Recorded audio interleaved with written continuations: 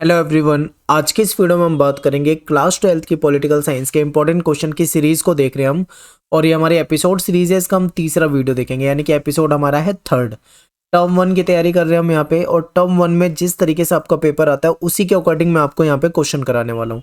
और वही क्वेश्चन कराऊंगा आपको जो इंपॉर्टेंट क्वेश्चन है। ठीक है, तो आपको वीडियो को क्या करना है, बहुत ही ध्यान से देखना है और समझते हुए चलना है। कोई अगर क्वेश्चन हो, कोई डाउट हो तो आप मुझे मैसेज कर सकते हो इंस्टाग्राम पे। ठीक है, मेरा नाम है सत्येंद्र प्रताप और इंस्टाग्राम पे आप मुझे एकलव्य स्टडी पॉइंट, ये मेरा यूज़र नेम है।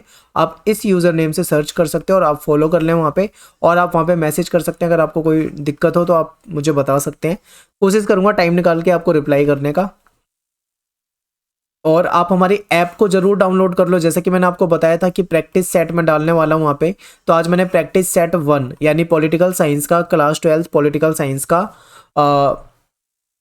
पहले चैप्टर के 50 इंपॉर्टेंट क्वेश्चन का प्रैक्टिस सेट डाल दिया है। ठीक है, आपको हमारी ऐप के अंदर डेली क्विज नाम से एक ऑप्शन है। आप उस डेली क्विज वाले ऑप्शन में जाके रीसेंट में जाके सर्च करेंगे तो आपको प्रैक्टिस सेट मिल जाएगा 50 क्वेश्चन का। आप वहां से टेस्ट दे सकते हैं। ठीक है, और ये जो क्विज है ये बिल्कुल फ्री है, आप फ्री में टेस्ट दे सकते हैं, ये पेड नहीं है। पेड के लिए अगर आप देखना चाहते हैं तो हमारा प्रीमियम कोर्स है, जो कि आपको हमारे ऐप में पेड कोर्स वाले ऑप्शन में दिखेगा। वहाँ पे आपको कंप्लीट पॉलिटिकल साइंस का प्रीमियम कोर्स, जिसमें सारे कार्टून, मैप, इंपॉर्टेंट क्वेश्चन, ठीक है, शॉर्ट क्वेश्चन, पैसेज वगैरह, कथन कारण के क्वेश्चन, हर तरह के क्वेश्चन आपको वहाँ पे काफ़ी सारे करा रखे हैं। ठीक है, तो आपकी अच्छी प्रैक्टिस हो जाएगी। आप उसे परचेज कर सकते हैं ऐप में जाकर, वहाँ से देख सकते हैं। तो चलिए स्टार्ट करते हैं इंपॉर्टेंट क्वेश्चन की वीडियो। ध्यान से आपको सारे क्वेश्चन देखने हैं, और जो भी आपको क्वेश्चन पूछा जाता है यहाँ पे, आपका उसको आंसर भी आप कमेंट में मुझे देंगे। ठीक है, तो सबसे पहला क्वेश्चन आपके सामने है कि रूस के पहले चुने हुए राष्ट्रपति कौन थे। ठीक है, रूस के पहले, तो देखिए इंपॉर्टेंट आपके लिए इसलिए है क्योंकि ये जो नाम है इन्होंने महत्वपूर्ण केंद्रीय भूमिका निभाई थी सोवियत संघ के विघटन में। मैंने आपको थोड़ी सी हिंट दे दी है कि ये जो राष्ट्रपति थे, यानी कि रूस के जो पहले चुने हुए राष्ट्रपति थे, इन्होंने सोवियत संघ के विघटन में केंद्रीय भूमिका निभाई थी। और ये क्वेश्चन आई थिंक आपके प्री बोर्ड में भी आया हुआ था। ठीक है, अलग तरीके से पूछा हुआ था पर आप समझ गए होंगे। तो चलिए आंसर बता देता हूँ आपको, बोरिस येल्त्सिन। ठीक है, बोरिस येल्त्सिन जो थे, इन्होंने केंद्रीय भूमिका निभाई थी सोवियत संघ के विघटन में, और ये रूस के पहले चुने हुए राष्ट्रपति थे। ये भी आपको बिल्कुल नोट कर लेना है, याद कर लेना है। अगला प्रश्न है आपके सामने कि ग्लासनोस्त और पेरेस्ट्रोइका की नीति किसने चलाई थी। देखिए ये रसियन वर्ड है। ठीक है, आपको ये सुनने में थोड़ा अजीब लगेगा, ग्लासनोस्त, पेरेस्ट्रोइका, लेकिन ये रसियन वर्ड है इसलिए आपको अजीब लगेंगे। लेकिन आपको ये चीज़ें याद रखनी, ये सुधारों की नीति है। अगर मैं आपको हिंदी में समझाऊं तो ये सुधारों की नीति। आपको पता है कि जो मिखाइल गोर्बाचेव थे, यानी कि ऑप्शन बी आपका यहाँ पे सही हो जाएगा। मिखाइल गोर्बाचेव ने सोवियत संघ के अंदर, ठीक है, यूएसएसआर के अंदर सुधारों की नीति चलाई थी, जिसमें लोकतंत्रीकरण की नीति थी, आर्थिक सुधारों की नीति थी, खुलेपन की नीति थी। ठीक है, पुनर्रचना, पुनर्गठन वगैरह की जो नीति थी ये इन्होंने चलाई थी। तो ये क्वेश्चन आपसे ऐसे भी आ सकता है कि बताइए सोवियत संघ में किसने आर्थिक खुलेपन, ठीक है, या पुनर्गठन की नीति चलाई थी, या किसने सुधारों की नीति चलाई थी, या किसने लोकतंत्रीकरण की नीति चलाई थी। कैसे भी घुमा के आपसे पूछ सकते हैं, या फिर मान लो ऐसे ना पूछ के सीधा सीधा आपसे ये बोले बताइए ग्लासनोस्त और पेरेस्ट्रोइका की नीति किसने चलाई थी, तो ये आपको आंसर बिल्कुल रटा होना चाहिए, मिखाइल गोर्बाचेव। ठीक है, अगला प्रश्न आपके सामने है कि जो बर्लिन की दीवार थी वो कितने वर्षों तक खड़ी रही थी। आपको पता है कि मोटा मोटा आपको ऐसे भी याद रख सकते हो आप कि आपको पता है कि 1961 में, यानी 1961 में ये जो दीवार थी ये बनी थी। ठीक है, और 1989 में यानी 9 नवंबर 1989 को ये दीवार जो थी वो गिरा दी गई थी। अगर आप इनको माइनस करोगे तो आपके सामने आ जाएगा 28 डेज। ठीक है, तो ऐसे भी आप याद रख सकते हैं। बाकी क्वेश्चन आपसे कैसे भी पूछा आप आराम से कर दोगे कि 28 साल। अगला क्वेश्चन आपके सामने है कि सोवियत संघ के अंतिम राष्ट्रपति कौन थे। अब देखिए ये क्वेश्चन आपको इसलिए याद रखना जरूरी है क्योंकि इनसे रिलेटेड क्वेश्चन बहुत सारे आते हैं। ठीक है, ये भी पूछा जा सकता, मैं आपको पहले आंसर बता दूं कि ये जो मिखाइल गोर्बाचेव थे, ठीक है, मिखाइल गोर्बाचेव यही अंतिम राष्ट्रपति है।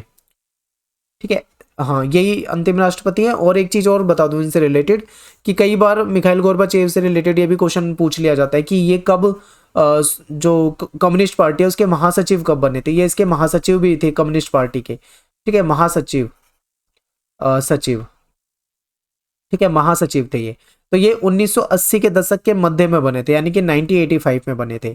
ठीक है, तो ये भी आपको याद रखना है कि ये महासचिव भी थे और इसके सोवियत संघ के अंतिम राष्ट्रपति पूछे तो वो भी मिखाइल गोर्बाचेव ही थे। तो ये दोनों चीज आपको याद रखनी है, किसी भी तरीके से क्वेश्चन पूछा जा सकता है। नेक्स्ट क्वेश्चन पे चलते हैं। अगला क्वेश्चन की जो रूसी क्रांति हुई थी 1917 में, उसमें किसका विरोध किया गया था? ऑप्शन में है पूंजीवाद, समाजवाद, साम्यवाद, उपरोक्त सभी। ध्यान से देखिए, आप सभी जानते हैं कि जो रशियन क्रांति थी, बोल्शेविक क्रांति, ये पूंजीवाद के विरोध में आई थी। ठीक है, इसमें समाजवाद और साम्यवाद और समता मूलक समाज की बात थी। यानी आपके ये दो ऑप्शन तो ठीक है, बट यहाँ से आपसे यही पूछा गया है कि किसका विरोध किया गया था, तो पूंजीवाद का विरोध किया गया था। ठीक है, तो ये आपको ध्यान रखना है। और एक क्वेश्चन आपके पेपर में ये आया हुआ था, आई थिंक प्री बोर्ड में, ध्यान से देखो एक बार, ये क्वेश्चन पेपर में बहुत ज्यादा आता है। देखिए इन दोनों क्वेश्चनों में, ये जो मैंने आपको अभी बताया किसका विरोध किया गया था और किसका समर्थन किया गया था, ये जो अब बता रहा हूं, इन दो में से कोई एक क्वेश्चन आ सकता है, क्योंकि काफी इंपॉर्टेंट है, बहुत पूछा जाता है। तो अगला क्वेश्चन है कि 1917 की जो रूस की क्रांति हुई थी उसमें किसका समर्थन किया गया था? ऑप्शन देखिए, पूंजीवाद और समतामूलक समाज की। ये तो गलत है। देखो, जहां पे पूंजीवाद की बात आ जाए तो रशियन क्रांति वहां पे कट कर देना सीधा, कुछ सोचना ही नहीं।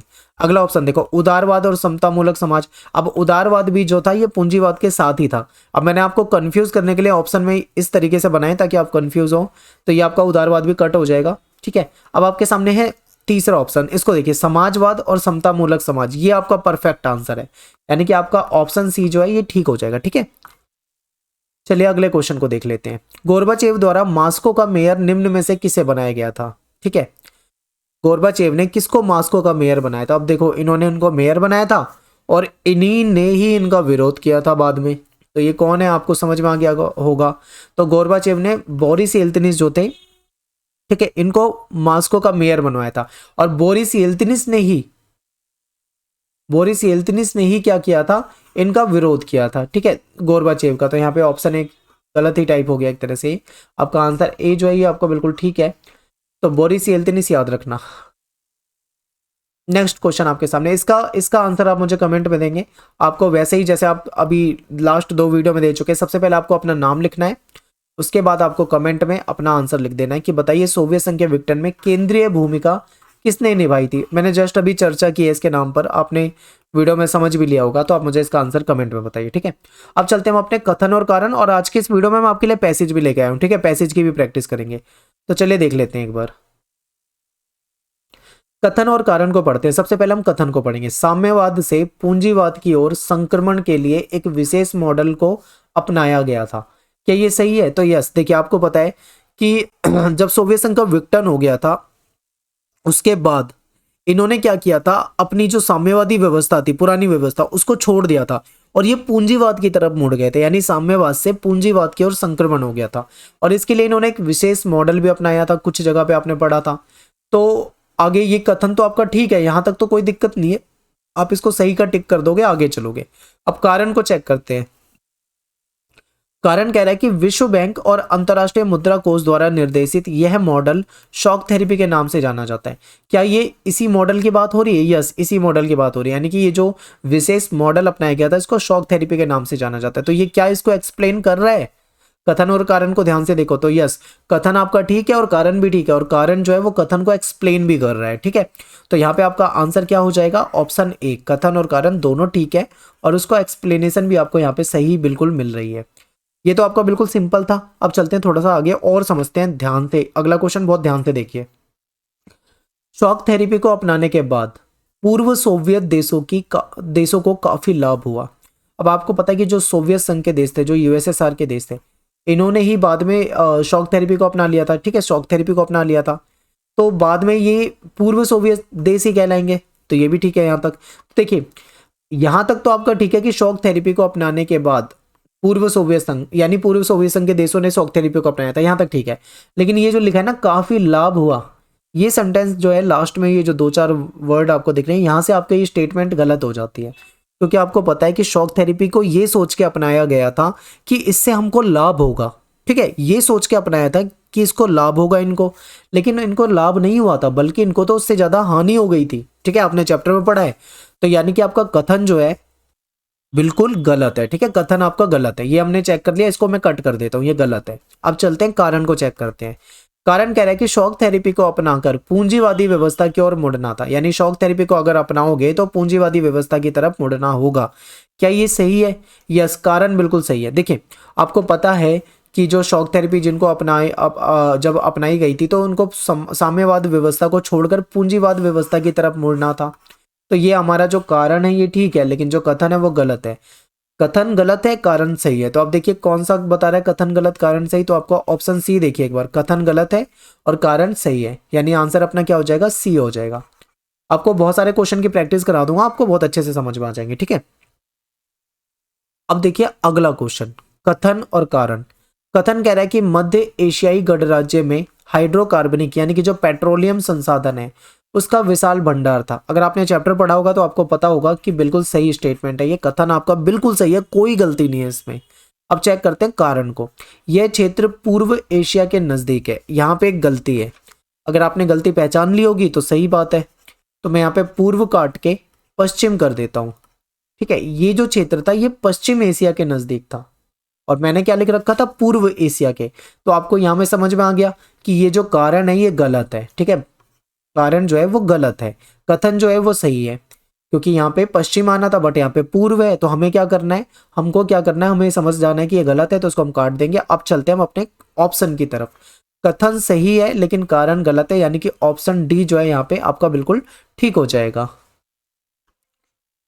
अगला प्रश्न देखते हैं। अगला प्रश्न जो है ये पैसेज ले रखा है मैंने, और देखिए बच्चे पैसेज जो है ये न्यू टॉपिक से है, ठीक है। आपका जो न्यू टॉपिक है इससे है, आपके प्री बोर्ड में आया हुआ था ये, आपने देखा होगा। तो देखिए पैसेज को पढ़ लेते हैं। अरब क्रांति एक जन विद्रोह था, इसकी शुरुआत ट्यूनेशिया से हुई। ट्यूनेशिया अफ्रीका महाद्वीप में स्थित एक देश है।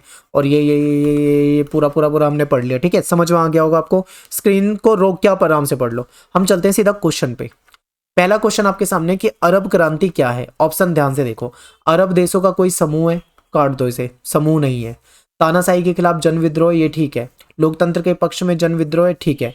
और बी और सी दोनों, तो देखिए आपका बी भी ठीक है, यहाँ पे सी भी ठीक है, यानी ये तानाशाही के खिलाफ एक जनता का विद्रोह था और लोकतंत्र के पक्ष में जनता का आंदोलन था। तो यानी बी और सी हमारा सही है, ऑप्शन क्या हो जाएगा, डी, ठीक है। अब चलते हैं नेक्स्ट क्वेश्चन पे। अरब क्रांति का प्रारंभ कहां से हुआ था? तो आई होप सभी को याद होगा कि ट्यूनेशिया से हुआ था। ट्यूनेशिया, ये भी पूछा जा सकता है ट्यूनेशिया किस महाद्वीप में है, तो आप बोलोगे अफ्रीका महाद्वीप में, ठीक है। इंपॉर्टेंट है बहुत ज्यादा, आपको बिल्कुल याद होना चाहिए। अगला क्वेश्चन है कि ट्यूनेशिया किस महाद्वीप में स्थित है, तो देखिए क्वेश्चन ही आपसे पूछ लिया है तो आप आराम से कर दोगे अफ्रीका महाद्वीप में। अगला क्वेश्चन है कि अरब क्रांति का प्रभाव डैश देशों में देखा गया। यमन में देखा गया था, बहरीन में भी देखा गया था, लीबिया में भी देखा गया था, सीरिया में भी देखा गया था, यानी ये चारों ऑप्शन आपके ठीक है, यहाँ पे तीनों ऑप्शन। तो आंसर अपना क्या हो जाएगा, उपरोक्त सभी, ठीक है। तो इस तरीके से ये जो हमारा था पूरा का पूरा पैसेज भी हमने अच्छे तरीके से कर लिया, समझ लिया।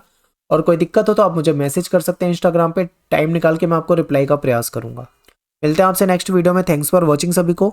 जय हिंद जय भारत। और प्लीज़ आप सभी से रिक्वेस्ट है वीडियो को शेयर जरूर कर दिया करो, ठीक है। तो मिलते हैं नेक्स्ट वीडियो में। Thanks for watching.